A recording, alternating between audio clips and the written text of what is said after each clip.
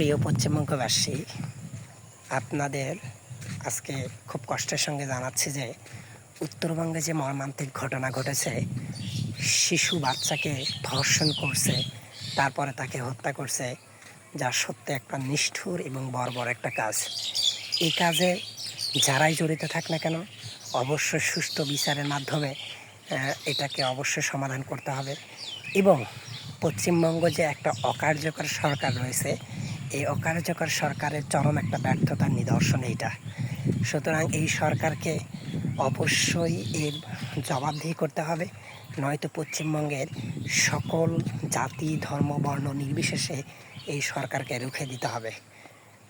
এটাই হচ্ছে মূল বিষয়। আজকে তার বোন, তার মেয়ে, কারো না কারো সন্তান হারিয়েছে, একদিন আপনার সন্তানও এরকম পরিস্থিতির মুখোমুখি হতে হবে। তাই সময় থাকতে সরকারকে অবশ্যই লিগ্যাল নোটিশ দিতে হবে, যাতে করে ইন ফিউচারে এরকম কর্মকাণ্ড না হয়।